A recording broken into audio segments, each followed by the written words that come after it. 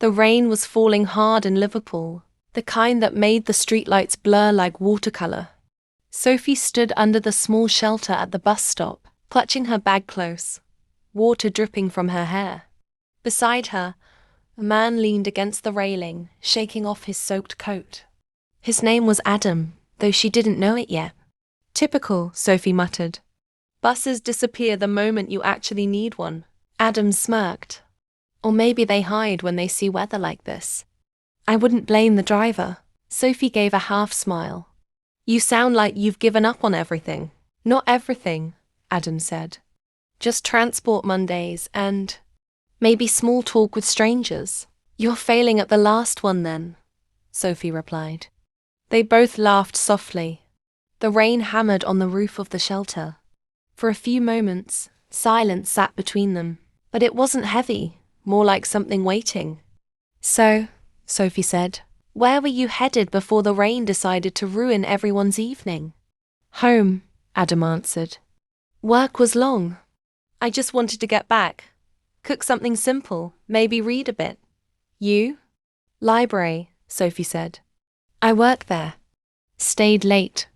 I like the quiet after everyone leaves. Adam tilted his head. You like quiet. But you're talking to me. Maybe I don't like too much of it, she said. Silence gets loud when it's only yours. Adam nodded. That's true. I know that feeling. The bus still didn't come. The rain seemed endless. A car passed by, splashing water right to the edge of their shoes. Sophie groaned. Perfect. Just perfect. Adam chuckled. At least we're already wet. Doesn't matter much now. You've got a way of making misery sound manageable, Sophie said. Or maybe I'm just good at pretending it is, Adam replied quietly. That caught her.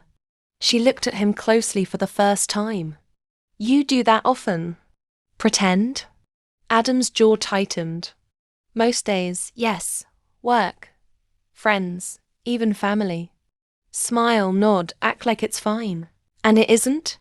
Sophie asked. He exhaled. Not always. But people don't like hearing the truth. It makes them uncomfortable. Sophie pressed her lips together. Maybe you've just been telling it to the wrong people. He glanced at her. And what makes you the right person? I don't know, Sophie said. But you're talking to me. That has to mean something. The rain kept falling. The bus didn't come. But neither of them seemed to mind as much anymore. Adam shifted, pulling his coat around him. Funny, I didn't expect to say more than 2 words tonight. Yet here we are. Maybe that's what rain does, Sophie said softly. It traps people long enough to make them speak. Adam smiled faintly. If the bus never comes, would you mind? She shook her head. No. I think I'd be fine with that. When the bus finally did arrive, neither moved at first. It hissed to a stop, doors opening with a squeak, but Sophie and Adam just looked at each other, both wondering if the ride mattered as much as this pause. Sophie finally stepped forward, then stopped. Maybe we don't have to wait for buses or storms to talk again. Adam's smile was small but real. I'd like that. And as they climbed onto the bus together, the shelter stood empty, but it felt like it had witnessed something rare, something fragile and alive. Subscribe to Stories with Sara.